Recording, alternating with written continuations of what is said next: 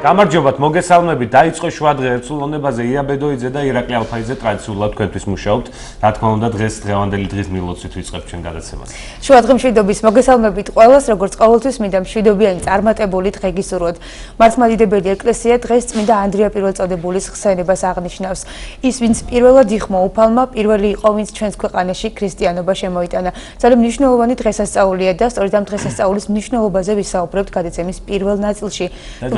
საინტერესო სტუმართან ერთად, თუმცა შემოძვრფაც რომ მანამდე საპატრიარქოს მიერ გავრცელებული განცხადება მინდა წაგიკითხოთ, რაც ძალიან მნიშვნელოვან ფაქტს ეხება და პირდაპირ უცვლელად გთავაზობ ჩვენ ამას. საინფორმაციო საშუალებებით საზოგადოებისთვის ცნობილი გახდა, რომ 2006 წელს ბატონმა ბერდია გუგავამ და სასულიერო პირმა კონსტანტინე გიორგაძემ სრულიად საქართველოს კათოლიკოს პატრიარქს შესანახად გადაცეს 1991 წლის 9 აპრილს ხელმოწერილი საქართველოს დამოუკიდებლობის აღდგენის აქტი, რომელიც სავარაუდოდ დედანი შეიძლებოდა ყოფილიყო.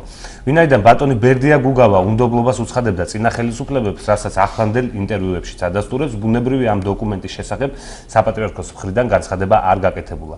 განცხადება არ გაკეთებულა არც შემდგომ, რადგან ეს ბატონ ბერდიასთან შეთანხმებით და მასთან ერთად უნდა მოხდარიყო, თუმცა სამწუხაროდ მან ეს სუბორდინაცია დაარღვია.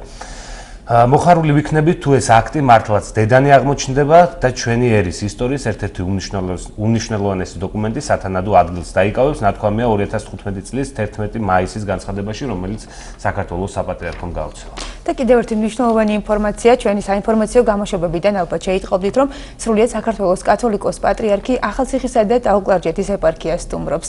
ამ წუთებში სრულიად საქართველოს კათოლიკოს პატრიარქი იმყოფება სოფელ უდის ღვთისმშობლის მიძინების სახელობის ტაძარში, სადაც დღევანდელ დღესასწაულთან დაკავშირებით პარაკლისი აღევლინება. ჩვენი კორესპონდენტი მერაბ ცავა იმყოფება ახალციხისა და ტაო-კლარჯეთის ეპარქიაში და ის ცოტა ხანში სატელეფონო ხაზზე გვეყოლება და გვეტყვის თუ რა ხდება ეპარქიაში და როგორ შეხვდნენ კათოლიკოს პატრიარქს ადგილობრივები. და რაც შეეხება ჩვენს პირველ სტუმარს ირაკლი, დღევანდელ დღესთან დაკავშირებით გვესაუბრება წყნეთის წმინდა ნინოს სახელობის ტაძრის მღვდელმსახური დეკანოზი ლევან ფიროსმანაშვილი. მამა ლევან, დიდი მადლობა რომ ხართ ჩვენთან ერთად. გილოცავთ დღესასწაულს დაგვოცეთ. თქვენც ასევე გილოცავთ ქრისტე აღდგა. ჭეშმარიტად აღდგა. არ მოკლებოდ. ძალიან მნიშვნელოვანი დღეა საქართველოსთვის, იმიტომ რომ ვიცით რომ ანდრია პირველწოდებული უმნიშვნელოვანესი პიროვნება ჩვენი ქვეყნის ისტორიაში, იმიტომ რომ მან შემოიტანა საქართველოში მართლმადიდებლობა. ზოგადად მოციქულთა მსახურება სამყაროს წინაშე განუზომელი არის და ამ შემთხვევაში ჩვენი საზოგადოების, ჩვენი ქვეყნის წინაშე გამორჩეულია ანდრია მოციქული, რომელიც უშუალოდ ჩვენთან არის დაკავშირებული ჩვენს ცნობიერებასთან, რადგანაც თუ კი გადავხედავთ ჩვენ ცხოვრებას, ჩვენ მიჩვეულები ვართ, რომ ქრისტიანები ვართ. თუნდაც იმ ეპოქაში, იმ პერიოდში, როდესაც ქრისტიანობა დაკნინებული იყო, ადამიანთა ცხოვრებაში, თუნდაც სინდისის კანონით მოქმედება ხშირ შემთხვევაში ძალიან ხშირად მთელ რიგ ცხოვრებისეულ დეტალებშიც კი ქრისტიანული სულისკვეთება ვლინდება. თუნდაც მარტივად აღვნიშნოთ, რომ დღეს დღეისობით კვირა დღე არის უქმი. ეს არის ქრისტიანობიდან მოყოლებული, რადგანაც ძველად იგი იყო პირველი შაბათი და ვიდრე შაბათამდე, თქვათ, ებრაული სამყაროსთვის უცხო იყო. ანტიკური სამყაროსთვის ჩვენთვის უცხო არის, რამდენად ჰქონდათ ასეთი ტენდენციურად გამოყოფილი დღე უქმობისა, დღე დასვენებისა, კვირის შვიდეულში და ზოგადად ქრისტიანობაში შემოვიდა როგორც სადღესასწაულო დღე განსვენებისა, დღეშვებისა, როდესაც ადამიანი უფალს მიუძღვნის, ანუ დაისვენებს თავისი ყოველდღიური საქმეებისაგან და უფალს მიუძღვნის და აქედან გამომდინარე ეს ერთი პატარა დეტალიც კი მაჩვენებელია, რომ ჩვენში ყოველივე გამჯდარია უკვე ქრისტიანული და აი რას ნიშნავს ეს ყოველივე, რომ თუნდაც საქართველოს შემთხვევაში ჩვენ ვიცით ფარნავაზიდან მოყოლებული 600 წელი, როდესაც წარმართობაში ვცხოვრობდით. მანამდე ჩვენი ისტორიის შტრიხები ნელ-ნელა ვლინდება ახალ-ახალი გამოკვლევებით, რამდენად ძველი ყოფილა ჩვენი სახელმწიფოებრიობა, ჩვენი ცხოვრების წესი. ყოველ შემთხვევაში ის მიუთითებს, რომ ჩვენ მონოთეისტები არ ვიყავით.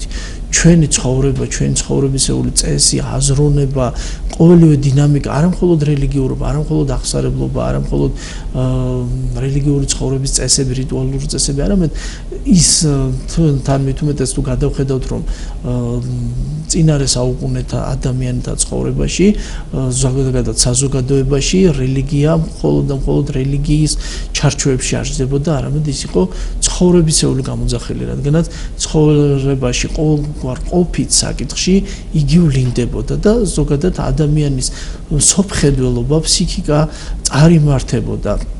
თავისთავად ცნობიერების შეცვლა აგრერიგად ადვილი არ არის, ეს მოციქულთათვის ურთულესი საქმე იყო, მაგრამ ანდრია მოციქულმა თავისი დიდი შემართებით და იმ სიტყვებით, რასაც მაცხოვარი ეუბნება, რომ არა თქვენ იყვნენ მეტყოლნი, არამედ სული მამისა თქვენ შორის, რომელიც ტყოდეს თქვენ შორის, ამ შემთხვევაში სწორედ ამ სულისკვეთები და პირადი ღვაწლით, საფრთხეშეწერი და პირადი ღვაწლით ახერხებს ჩვენი ცნობიერების გარდაქმნას, რაც აგრერიგად იოლი არ არის, თუნდაც მისივე ცხოვრებაში, ანდრია მოციქულის მიმოქცევაში, გადაგებაში ჩანს, რომ მას არაერთგზის წინააღმდეგობა დევნანი შეხვდა, თუნდაც ნათელი სახეა სვიმონ კანანელის ცხოვრება, რომელმაც მარტვილობით დაასრულა საქართველოს ტერიტორიაზე თავისი ცხოვრება და სწორედ მან მოახერხა ჩვენი ცნობიერების შეცვლა და აი იმ დროს, როდესაც იოანე მახარებელი ამბობს, რომ ერი, რომელიც ხდაბნელს ეშინა, იხილა ნათელი დიდი, აი ამ ნათლის შემომდანი, პირველი სხივის შემომდანია სწორედ ანდრია პირველწოდებული, რომელთაც იწყება ჩვენი განათლება, ჩვენი ცხოვრება და თუ დღეს ჩვენ რაიმე ჰუმანური იდეებზე ვსაუბრობთ, თუ დღეს ჩვენ საგმირო საქმეზე ვსაუბრობთ, კეთილშობილებაზე ვსაუბრობთ, სათნოებაზე ვსაუბრობთ და თუნდაც ნაციონალურ ღირებულებებზე ვსაუბრობთ, მაშინ უშუალო წვლილი შეიტანა ქრისტიანობამ, რომელიც ანდრია მოციქულის მეუღებით, ანდრია მოციქულის მოშურნეობით აღესრულა, მოხდა და ამგვარად ფაქტიურად ჩვენთვის სულ სხვა ცნობიერება არის ის, რაც ანტიკური საქართველოსთვის იყო დამახასიათებელი, ამდენად ჩვენ სრულიად უცხონი ვართ და ის ყოველივე ბედნიერება ანდრია მოციქულის შემოსვლასთან არის დაკავშირებული და რითაც ჩვენ ერთმანეთს ვაფასებთ, სწორედ ეს ქრისტიანობას უკავშირდება, მით უმეტეს მორწმუნე საზოგადოებას, როდესაც ჩვენ სიხარული აღდგომის დღესასწაულის ზეიმისა და ასევე ამა თუ იმ მოვლენისა სხვადასხვა დღესასწაულთა და წმინდათა ხსენებისა ამის მაკავშირებელი არის სწორედ ანდრიას ღვაწლი, ანდრია მოციქულის მოციქულებრივი სარბიელი. რაც შეეხება მის ცხოვრებას და მოღვაწეობას, მამაო, ძალიან საინტერესოა და ალბათ ყველასთვის საინტერესო იქნება კიდევ ერთხელ რომ შევახსენოთ ამ ადამიანებს. რამდენიმე შტრიხს გამოყოფ მის ცხოვრებიდან ადამიანი, რომელიც იყო ღვთისმსულიერი, როდესაც იოანე ნათლისმცემელი გამოჩნდება და ამბობს, შეინანეთ რამე თუ მოახლოებულა სასუფეველი ცათა. სწორედ ამ ცათა სასუფეველის ძიებამ, ცათა სასუფეველის მოპოვების სურვილმა განაპირობა მასი იოანე ნათლისმცემელთან დაახლოება, დამოწაფება და შესაბამისად შემდგომში სწორედ იოანე ნათლისმცემლის საშუალებით განჭვრიტავს თუ ვინ არის მაცხოვარი და იგი მეხსეულად დაუტევებს ნათლისმცემელს, თავის პირველ მოძღვარს და შეუდგება ქრისტეს. არც მეტი არც ნაკლები იყო ეს სულიერი შინაგანი სიმართლის ძებნის გამოწვეული მისი პიროვნული ხასიათი იყო სწორედ ამით განპირობებული, რომ მას შინაგანი სიმართლე ამოძრავებდა და მან მიიყვანა მაცხოვრამდე, ანუ ცათა სასუფეველის წყურვილმა, ღმერთთან ყოფის სურვილმა, სადაც პირუთვნელი სიმართლეს უფევს და მისით დაუკავშირდება და სწორედ ამის შემდეგ იგი თავის მას მოუწოდებს და ადამიანი, რომელიც მთელი თავისი ცხოვრება მანამდე მებადური იყო, როგორც მაცხოვარი ეუბნება ყოთ თქვენ კაცთან მესათხევლად, ადამიანთან მებადურებად, იგი სიხარულით გაყვება უფალს, რადგანაც ამ შემთხვევაში არა პატივმოყვარეობა, არა ამბიცია გაჩნდება სხვათა დამწყსობისა, არამედ როგორც მას ჰქონდა ის განცდა, ძიება სიმართლისა, ზეციური სიმართლისა, ცათა სასუფეველისა, მას სწორედ ამ წყურვილმა ამოძრავა ხალისით, რომ სხვათათვისაც ეს გაეზიარებინა ეს ბედნიერება, ასაც სათასასწრებელი ქვია. და შესაბამისად იგი მაცხოვართან ერთად გადის იმ ყოველივე სიძნელეს მიწიერი ცხოვრების, მაცხოვრის მიწიერი ცხოვრების დროს, შესაბამისად იგი მომსწრია იმ ყოველივესი და აი შემდგომ როდესაც ყოველი მოციქული წარიგზავნება ეს მორწმუნე საზოგადოებამ კარგად იცის, როდესაც ღვთისმშობლის ნაცვლად საღვთო განგებით უკვე ანდრია მოციქული წარმოიგზავნება იმ ხელთუქმნელი ხატებით, რომელსაც ღვთისმშობლის პირველი ხატი ერქვა. და საქართველოში მან როდესაც საბერძნეთი მცირე აზია მოილოცა, რა ქვია, იქადაგა იგი შემოვიდა ტრაპიზონში, შემდეგ საქართველოში დიდაჭარაში და სწორედ იქ ღვთისმშობლის ხატი დაასვენა, იქ მოხდა ამ ასლის კოპირება კვლავ სასწავლებრივად, როდესაც ფიცარზე კვლავ ხელთუქმნელი დაისახა. და შემდეგ აღმართა ჯვარი აჭარაში, საიდანაც დაიწყო საქართველოს განათლება, საოცარია, სწორედ რომ დღეს როდესაც საქართველოს ხშირად ისტორიკოსები მოიაზრებენ სხვადასხვა ნაწილად რეგიონად, აი მაშინდელი მატიანე, ну, ამ შემთხვევაში გვიანდელი მატიანეა, მაგრამ იგი დიდაჭარას მოიხსენებთ აჭარა ქართლისა.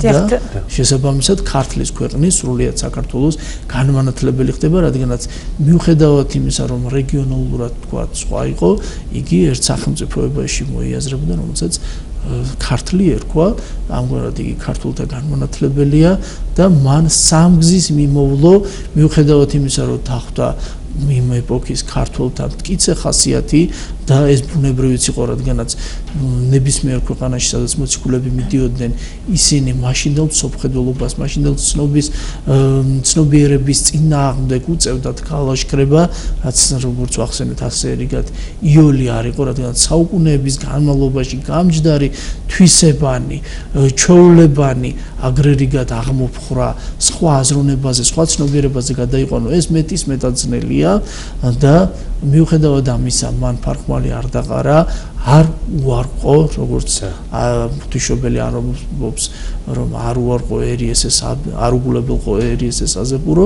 ამ შემთხვევაში ანდრია მოციქული სამგზის შემოივლის და საჭიროებისამებრ თან ორ მოციქულს მოიყოლებს, რომელთაც ჩვენში რწმენას განამტკიცებს. ამდენად ეს დღესასწაული, როგორც ვთქვათ, საქართველოს პირადი აღდგომის ტოლფაზია, როდესაც ჩვენი საზოგადოება, ჩვენი ქვეყანა ქრისტეში აღსდგა, როგორც ადამიანით განშორებული და ქრისტეში ანდრია მოციქულმა აღადგინა ამდენად მთელ ერს მართებს დიდი სიხარულით და მადლიერებით ამ მოციქულის დღესასწაულებზე ხსენების დღეებში შეკრება და მადლიერებით და დიდების უტყულებით აღნიშნა.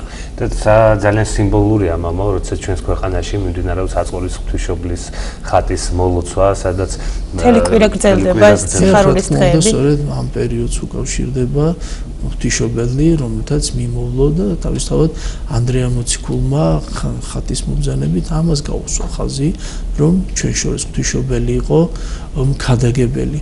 ამის დასტური თვითონ ანდრიას მოციქულის ცხოვრებაშივეა, როდესაც დიდი წინააღმდეგობა შეხვდა ფსიქოლოგიური, მან ერთ-ერთ წყაროსთან, ერთ-ერთ ხესთან დაასვენა, სადაც წყარომ ამოხეთკა ღვთისმშობლის ხატი და ღვთისმშობლის შემწეობით, როდესაც ამოდენელმა წყარომ ადამიანთა ცნობიერებას, მკურნალობა დაუწყო, რითაც ისინი მობიერნი ხდებიან.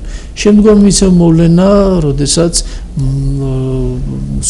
მაშინდელი წარმართული საზოგადოება წარმართულ ღვთაებებს განადიდებდნენ, ამგვარი იყო საზოგადოების გადაწყვეტილება, რომ წარმართულ ტაძარში განეთავსებინათ კერპელთა გვერდით ღვთისმშობლის ხატება და ის ტაძარი შემდეგ დაალუქეს, დახურეს და ღმერთთა, ასე ვთქვათ, მათ გაგებით, მაშინდელი საზოგადოების გაგებით, ღმერთთა ჭიდილში, ვინც გაიმარჯვებდა, ის იქნებოდა ჭეშმარიტი. და მცველები დაუყენეს დალუქულ ტაძარს. მოხდა ამგვარი საოცრება, დილით, როდესაც შევიდნენ, ყველა ოლივე დამსხვრეული იყო, ყოველივე კერპი შემოსრული იყო და ღვთისმშობლის ხატი უნებლად იდგა, მაშინ თვით წარმართვა მღვდელმსახურებმა შენდობა გამოითხოვეს ანდრია მოციქულისგან, ამგვარად ღვთისმშობელმა თავისი ხატი უშუალო მაშინვე იმ ეპოქაში მოციქულებრივი მსახურება გამოავლინა, რითაც რწმენით, საღვთო ძალის გამოვლინებით ჩვენ ცნობიერებას უბიძგა საშველი მიანიჭა.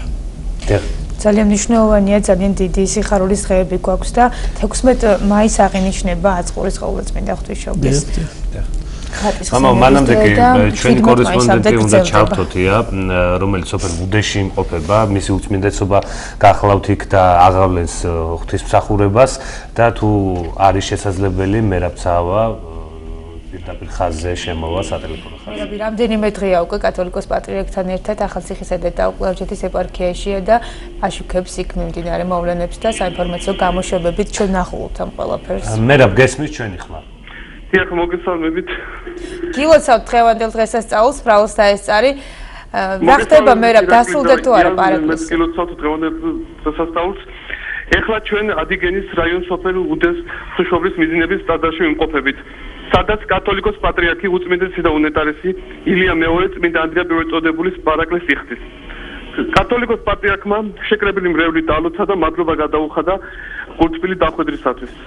იაკო დიახ, მერაბ, კიდევ რა იგეგმება, როგორც ვიცით, 17 საათსა და 30 წუთზე წმინდა ნინოს სახელობის დედათა მონასტერს ესტუმრება კათოლიკოს პატრიარქი. ჩვენი ინფორმაცია. დღეს უდეს წმინდა ნინოს სახელობის დედათა მონასტერს კათოლიკოს პატრიარქი ესტუმრება, რის შემდგომ ზარზმის მამათა მონასტერში დაბრძანდება. და შემდეგ უკვე მისი უწმინდესობა გაემგზავრება რეზიდენციაში დღის ბოლოს როგორც. დიახ.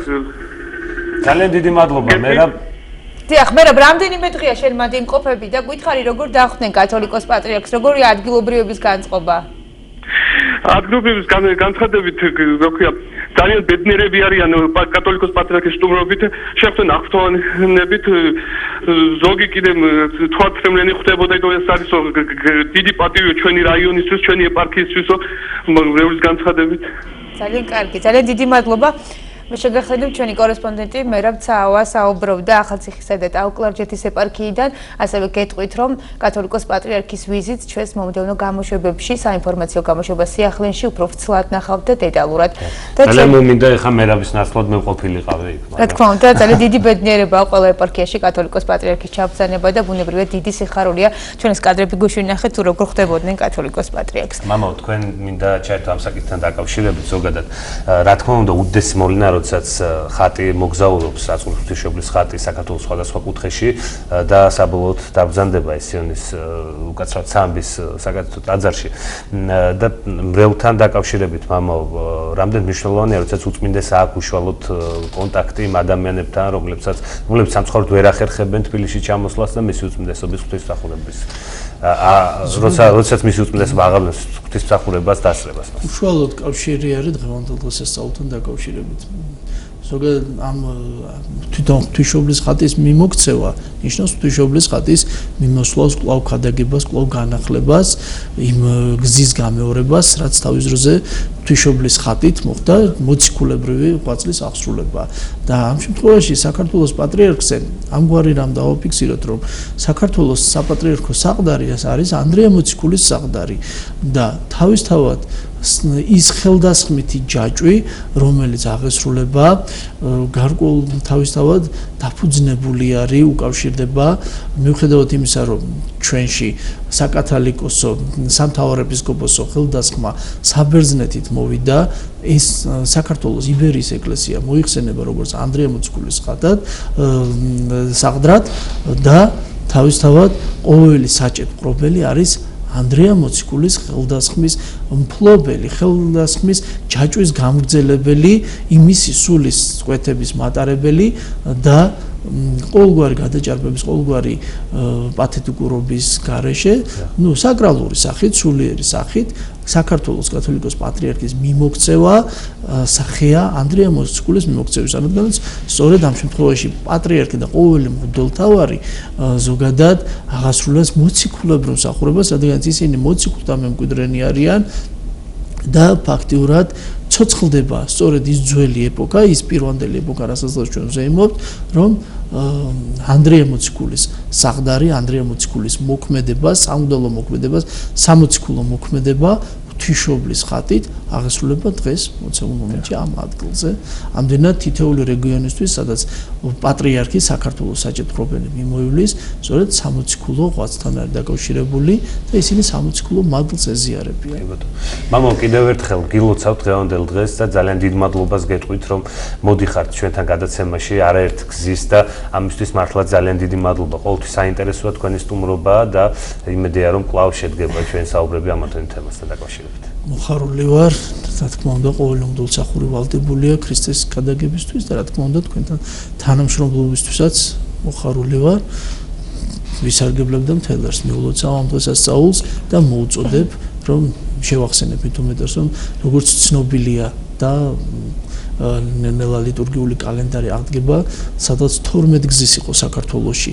ანდრია მოციქულის ხსენება აღესრულებოდა 12 გზის 12 ჯერ, ალბათ ისიგი დაკავშირებული იყო მის მსახურებასთან, ამა თუ მოვლენასთან, მის მიმოქცევასთან დაკავშირებით, რომელიც დღეისობით ჩვენ ცნობიერებისთვის დაკარგულია, თუმცა საფრთხეში წევნით იმედი მოქცეს აღდგება, მოიპოვება ის წყაროები, თუ რას ეფუძნებოდა, რას დაკავშირებით იყო და თავისთავად დღეს ის ორი დღესასწაული, რომელიც ჩვენ ვიძით, მოუწოდებთ ელერს, რომ ყოველთვის დიდი სიხარულით და მადლიერებით აღნიშნონ და როგორც აღდგომას არის ერთსულოვანი სიხარულით შეკრება, ასევე გვართებს ანდრია მოციქულის და სვიმონ კანანელის და მატათას დღესასწაულებზე შეკრება.